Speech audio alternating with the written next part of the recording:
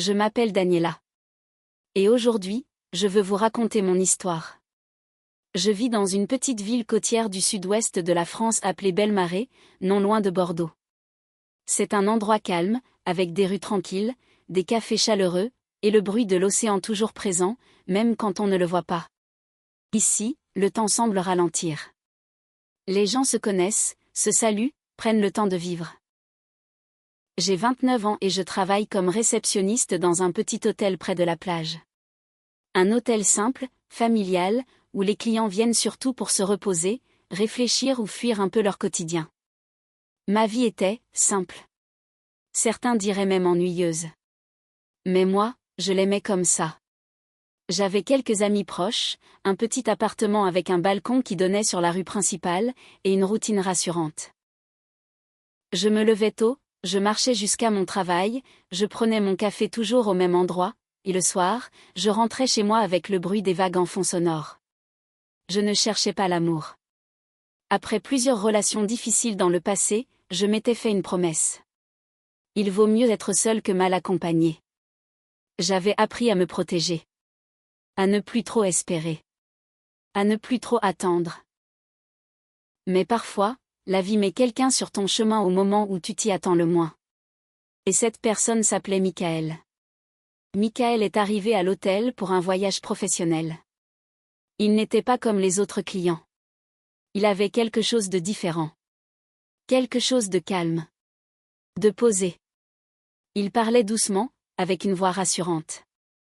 Il avait des yeux fatigués mais gentils, et un sourire discret, presque timide. Quand il est venu à la réception pour demander une chambre, je l'ai aidé à s'installer. Il m'a remercié d'une manière différente. Pas rapide. Pas automatique. C'était sincère. Je me suis rendu compte qu'il me regardait vraiment. Pas avec insistance. Pas de manière déplacée. Juste avec bienveillance. Et sans même m'en rendre compte, je lui ai souri. Le lendemain matin, il est descendu à la réception et m'a demandé des conseils pour visiter la ville. Je lui ai indiqué le café où l'on sert le meilleur expresso, la plage la plus tranquille, et le petit restaurant de fruits de mer que seuls les habitants connaissent. Il m'écoutait attentivement. Vraiment. Et ça m'a touchée. Parce que beaucoup de gens entendent. Mais peu écoutent. Michael devait rester 2 semaines à Belmarès. Et peu à peu, on a commencé à parler de plus en plus. Chaque soir, après son travail, il passait par la réception. Parfois juste quelques minutes. Parfois plus longtemps. Certains jours, nous marchions le long de la plage. D'autres fois, nous nous asseyions sur un banc près du vieux phare. Nous parlions de tout. De la vie. Des livres. De la musique. Des rêves qu'on n'ose pas toujours dire à voix haute. Il me parlait du stress de son travail à Paris. Du bruit. De la pression. Des responsabilités. Moi, je lui parlais de ma vie tranquille ici. De mes habitudes. De mes peurs aussi. Avec lui, je me sentais à l'aise. Je me sentais vue. Un soir, nous marchions près de l'eau. Le ciel était clair, les étoiles visibles, et le vent doux. Il s'est arrêté, m'a regardé, et m'a dit. Être avec toi, ça me fait du bien. Ça me donne une paix que je n'ai plus depuis longtemps. Ces mots sont restés gravés en moi. Je crois que c'est ce soir-là que j'ai commencé à tomber amoureuse. Quand ces 2 semaines se sont terminées, Michael est reparti. Et j'ai senti un vide étrange. Mais il ne m'a pas oublié. Nous avons continué à parler. Tous les jours. Des messages le matin. Des appels le soir. Nous rions. Nous partagions nos journées. Et sans m'en rendre compte, il me manquait plus que je ne l'aurais cru. 1 mois plus tard, il est revenu à Belmarès. Cette fois, il n'a pas pris de chambre à l'hôtel. Il a loué une petite maison près du port.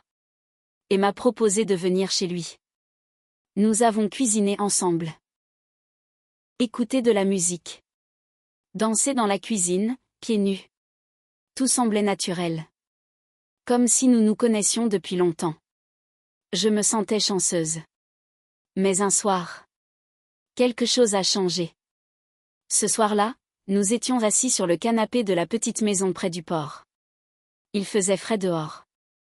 J'avais préparé du thé, et la lumière était douce, presque rassurante. Michael était silencieux. Trop silencieux.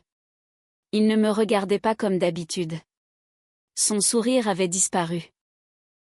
Puis il a pris une grande inspiration et a dit : « Daniela, il faut que je te dise quelque chose. » Mon cœur s'est mis à battre plus vite. Je l'ai regardé, sans parler. Il a baissé les yeux. Je suis mariée. Et j'ai 2 enfants. Mon corps s'est figé. Je ne sentais plus mes mains. Ma gorge s'est serrée. Les mots ne sortaient plus. Je me suis tournée vers la fenêtre, comme si regarder ailleurs pouvait rendre cette réalité moins vraie. Il a continué, d'une voix basse. Je ne voulais pas te mentir. Je ne m'attendais pas à te rencontrer. Mon mariage ne va plus bien depuis longtemps.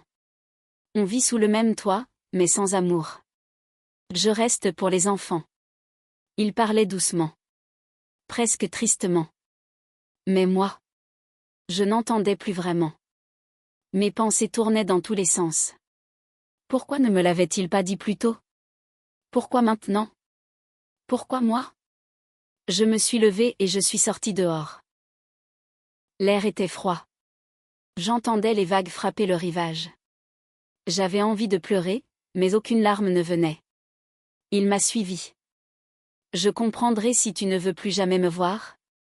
a-t-il dit. Je n'ai pas répondu. J'ai simplement hoché la tête. Et je suis rentrée chez moi. Cette nuit-là, je n'ai pas dormi. Je revoyais son visage. Sa voix. Ses gestes. Je voulais être en colère. Mais je le regrettais déjà. Le lendemain, il m'a envoyé un message. Je suis désolée. Tu me manques. Je n'ai pas répondu. Les jours suivants, j'étais perdue. Au travail, je faisais des erreurs. Je regardais mon téléphone sans cesse. Mon cœur et ma raison se battaient. Je me disais, oublie-le. Mais je n'y arrivais pas. Une semaine plus tard, nous nous sommes revus près de la plage. Je lui ai dit que j'étais blessée. Que je détestais avoir été tenue dans l'ignorance. Il ne s'est pas défendu. Il a seulement dit : « Je tiens à toi. » Et malgré tout, je suis restée. Je savais que c'était mal. Je savais ce que les gens diraient. J'étais devenue l'autre femme. Mais à ce moment-là, je voulais croire que c'était temporaire. Je voulais croire qu'un jour, il me choisirait. Nous avons continué en secret. Il venait à Belmaré 1 ou 2 fois par mois. Je le rejoignais après le travail. Nous mangions ensemble. Nous parlions longtemps. Parfois, nous regardions de vieux films. Nous ne sortions jamais ensemble. Jamais main dans la main. Aucune photo. Aucun projet. Juste des moments volés. Et dans ces moments-là, il me faisait me sentir spéciale. Il m'écoutait. Il se souvenait de ce que je disais. Il m'apportait des livres que j'avais mentionnés une seule fois. Il me faisait me sentir aimée. Mais au fond de moi, je connaissais la vérité. Je n'étais pas son premier choix. Je n'existais pas dans sa vraie vie. J'étais une parenthèse. Et pourtant, je ne partais pas. Pourquoi ? Parce que j'aimais la façon dont il me faisait me sentir. Parce que j'avais peur d'être seule. Parce que même si ça faisait mal, c'était mieux que le vide. Peu à peu, quelque chose a changé en moi. Je souriais moins. J'attendais ses messages plus que je ne l'aurais dû. J'organisais ma vie autour de ses visites. Je refusais des sorties avec mes amis. Je restais chez moi, à attendre. Mon monde devenait de plus en plus petit. Parfois, seule sur la plage, je me demandais : est-ce que c'est de l'amour ? Ou est-ce que je me perds ? Mais je me disais toujours : attends encore, peut-être que tout changera. Les semaines passaient. Quand il repartait, La maison semblait vide, froide. Il ne laissait jamais rien derrière lui. Aucun vêtement. Aucune trace. Comme s'il n'avait jamais été là. Il vivait deux vies. Et dans l'une d'elles, je n'existais pas. Un soir, après son départ, je me suis assise près de la fenêtre. La pluie tombait doucement. Je me suis demandé: qu'est-ce que je fais de ma vie? J'aimais un homme qui ne pouvait pas me donner un amour entier. J'avais aussi des rêves. Un foyer. Un enfant. Un homme qui me choisirait chaque jour. Mais à la place, j'avais des nuits silencieuses. Et pour la première fois, j'ai pensé: je mérite peut-être plus. Les jours suivants, je me suis forcée à respirer. Chaque matin, je marchais le long de la plage, les pieds dans le sable humide, le vent caressant mon visage. J'essayais de retrouver une partie de moi que j'avais perdue. J'ai commencé à me souvenir de la Daniela d'avant Michael. Celle qui riait aux éclats sans attendre un message. Celle qui buvait son café dans un petit café avec ses amis, écoutant les histoires de la vie. Celle qui aimait lire sous une couverture, le nez plongé dans un livre, et marcher dans les ruelles pavées de Belle-Marie en fredonnant. Je me suis rendu compte que j'avais abandonné toutes ces choses pour attendre un homme qui ne pouvait pas me choisir pleinement. Un après-midi, j'ai rencontré ma meilleure amie, Noémie. Elle avait toujours un sourire lumineux, capable d'éclairer les jours les plus sombres. Nous nous sommes installés à notre café habituel près du port. Je lui ai tout raconté, sans filtre. Mon amour pour Michael, les mensonges, le secret, la douleur, la peur de la solitude. Noémie m'a écouté, les yeux remplis de compassion. Puis elle m'a dit quelque chose que je n'oublierai jamais. Daniela, tu mérites d'être le premier choix de quelqu'un. Pas un secret dans l'ombre. Pas un compromis pour la vie de quelqu'un d'autre. Tu dois trouver quelqu'un qui te regarde comme toi seul, sans condition. Ces mots m'ont frappé comme un vent frais après des semaines d'étouffement. J'ai commencé à remarquer combien j'avais changé. Mon rire s'était éteint. Mes sorties s'étaient raréfiées. Je vivais dans l'attente constante d'un message ou d'une visite. J'ai compris que ma vie s'était rétrécie jusqu'à n'être plus qu'un espace où Michael existait, et moi, j'avais disparu. Alors, j'ai décidé de reprendre petit à petit ma vie en main. J'ai repris mes promenades au bord de l'eau. J'ai relu mes romans préférés. J'ai repris contact avec mes amis que j'avais négligés. Chaque petit geste m'a fait sentir un peu plus libre. Un peu plus moi. Michael continuait d'envoyer des messages. Tu me manques. Pouvons-nous nous voir? Mais cette fois, je ne répondais pas immédiatement. J'avais besoin de temps. Du temps pour respirer. Du temps pour réfléchir. Du temps pour comprendre ce que je voulais réellement. Une semaine plus tard, il est arrivé chez moi, comme s'il lisait dans mes pensées. Il avait ce sourire que j'aimais tant. Il a dit: je voulais juste te voir. Je l'ai laissé entrer. Nous avons parlé longuement. Pas de reproches, pas de supplications. Juste la vérité, la mienne. Je ne peux plus vivre dans ton ombre. J'ai besoin d'une vie entière, pas de quelques heures volées. Il a baissé les yeux. Il ne pouvait pas changer sa situation. Et je ne pouvais plus changer la mienne si je restais avec lui. Après son départ, j'ai ressenti une tristesse différente. Une tristesse propre, mais aussi un soulagement. Pour la première fois depuis des mois, je ne me sentais pas piégée. Je me suis promenée sur la plage tôt le matin, le ciel encore teinté de rose. J'ai laissé le vent effacer mes larmes. J'ai laissé le bruit des vagues laver mes peines. Et j'ai compris que la vraie guérison ne venait pas de lui, ni de personne d'autre, mais de moi. Avec le temps, j'ai commencé à construire quelque chose pour moi. J'ai rejoint un petit atelier d'écriture au Centre culturel de Belle-Marie. Chaque semaine, j'écrivais mes pensées, mes rêves, mes espoirs. Écrire m'a permis de comprendre ce que je voulais vraiment. Je ne devais plus attendre l'amour de quelqu'un d'inaccessible. Je devais d'abord aimer ma propre vie. Puis, un jour, en sortant de l'atelier, je suis passée devant une librairie. Un homme était là, regardant les livres de voyage. Il m'a souri et m'a dit: Vous êtes dans le cours d'écriture, n'est-ce pas? Je l'ai reconnu comme un nouvel élève de l'atelier. Je n'avais jamais parlé avec lui, mais quelque chose dans son regard m'a mise en confiance. Nous avons parlé quelques minutes, du cours, des livres, du froid de l'hiver. Son nom était David. Il avait une voix calme et douce. Et, sans le savoir, il a fait naître en moi une sensation que je n'avais pas ressentie depuis longtemps, la légèreté. La semaine suivante, il s'est assis près de moi pendant le cours. Après la classe, nous avons marché ensemble jusqu'au café en face. Nous avons parlé de tout et de rien. Il était patient, attentif, sans poser de questions sur mon passé douloureux. Il écoutait. Vraiment écoutait. Pour la première fois depuis longtemps, je me sentais comprise. Et cela me suffisait. Une soirée, nous nous sommes assis sur un banc en bois au bord de la plage. Le ciel était orange et le vent était frais. Je me suis tournée vers lui et j'ai dit. Je dois te dire quelque chose. Il m'a regardé, patient. Je lui ai parlé de mon passé avec Michael. De la douleur, de l'attente, du secret. De ma peur de revivre la même histoire. David a été silencieux un instant, puis il a dit. Merci de me faire confiance. Tu es courageuse. Et tu mérites mieux. Et ce soir-là, je suis rentrée chez moi avec un sentiment de chaleur dans la poitrine. Pas de l'amour immédiat. Mais une reconnaissance d'avoir été vue, vraiment vue. Les semaines suivantes, nous avons passé de plus en plus de temps ensemble.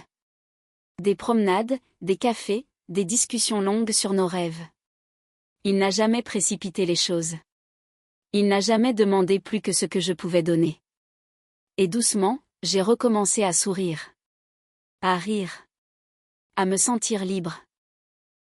Pour la première fois depuis des mois, je me sentais vivante. Les mois ont continué à passer, et avec David, chaque jour apportait une petite lumière dans ma vie. Nous nous retrouvions après le cours d'écriture ou parfois simplement pour une promenade dans les ruelles pavées de Belmaré. Il n'y avait aucune pression. Il n'y avait aucun secret. Juste la simplicité d'être ensemble et d'apprécier ces moments. Petit à petit, j'ai remarqué combien je m'étais transformée. Je n'étais plus la femme qui attendait désespérément des messages ou qui comptait les heures avant qu'il apparaisse. Je n'étais plus cette personne qui vivait dans l'ombre d'un amour impossible. J'étais redevenue Daniela, forte, douce et présente dans ma propre vie. Un soir, nous avons décidé de nous asseoir sur un banc du parc près de l'ancienne fontaine. Les enfants jouaient, riant aux éclats, et leur voix résonnait dans l'air frais. David me regarda et dit doucement. Tu sais, Daniela, je crois que le bonheur, ce n'est pas seulement de trouver quelqu'un à aimer. C'est de pouvoir aimer tout en étant soi-même. Ces mots m'ont touché profondément. Pour la première fois depuis longtemps, je ne ressentais pas de peur.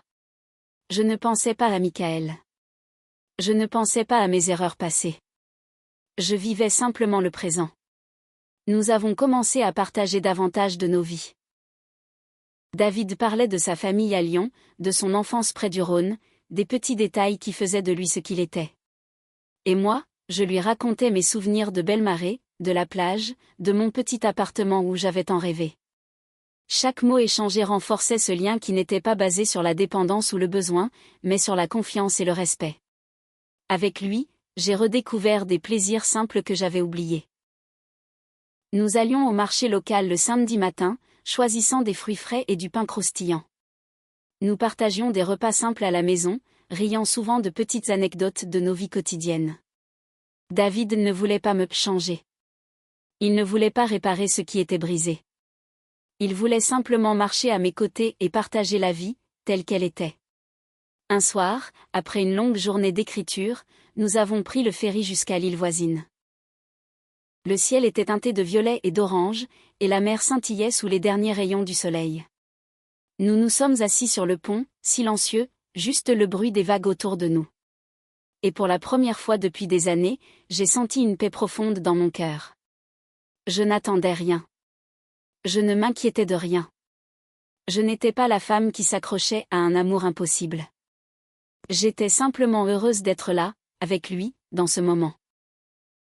Au fil des semaines, j'ai commencé à comprendre une vérité simple mais puissante. L'amour ne doit jamais faire mal. L'amour ne doit jamais être caché dans l'ombre. L'amour ne doit jamais être un compromis avec sa propre vie. J'ai appris à poser des limites. À dire ce que je voulais et ce que je méritais. À ne plus tolérer la peur ou la dépendance émotionnelle. Et David respectait tout cela. Il était là, toujours patient, toujours attentif. Chaque geste, chaque mot, chaque regard me rappelait que l'amour pouvait être sûr. Qu'il pouvait être doux et constant. Qu'il pouvait être réel. Un après-midi, alors que nous lisions ensemble dans le parc, je me suis rendu compte de quelque chose de merveilleux. Je riais, vraiment. Je ne me retenais pas. Je ne craignais pas le lendemain ou un appel manqué. Je vivais dans le présent, et c'était suffisant. C'est là que j'ai compris que la douleur avec Michael m'avait appris quelque chose de crucial. Je méritais mieux. Je méritais un amour entier, pas un amour volé. Je méritais quelqu'un qui me choisissait chaque jour. Et maintenant, avec David, j'avais trouvé cette personne. Pas parce que c'était parfait. Pas parce que tout était facile. Mais parce que c'était réel. Parce que c'était sain. Parce que j'étais libre d'être moi-même. La reconstruction n'était pas instantanée. Il y avait encore des moments où les souvenirs de Michael me hantaient, où je me demandais si j'avais fait le bon choix en le laissant partir. Mais ces moments étaient de plus en plus rares. Ils ne dominaient plus ma vie. Ils faisaient partie de mon passé, pas de mon présent. Et c'est là que j'ai commencé à rêver à nouveau. À rêver d'un futur où je serais pleinement aimée et respectée. Un futur où mes choix ne dépendraient pas des actions de quelqu'un d'autre. Un futur où je pourrais construire ma vie, pas seulement attendre qu'un autre décide de me la donner. David et moi avons continué à avancer, un pas à la fois. Pas de grandes déclarations, pas de précipitation. Juste la certitude tranquille que nous étions ensemble, parce que nous le voulions. Parce que nous nous respectons et nous aimons réellement. Et un soir, alors que le soleil disparaissait derrière les collines de Belmaré, je me suis tournée vers lui et j'ai pensé. Je suis enfin libre. Je suis enfin moi-même. Et je suis enfin aimée pour ce que je suis. Avec le temps, ma vie est devenue plus lumineuse, plus vaste. Je n'étais plus la femme qui s'enfermait dans l'attente d'un message ou d'un rendez-vous. J'étais redevenue Daniela, pleinement consciente de ce que je voulais, de ce que je méritais et de la vie que je pouvais créer pour moi-même. David et moi avons continué à partager des moments simples et précieux.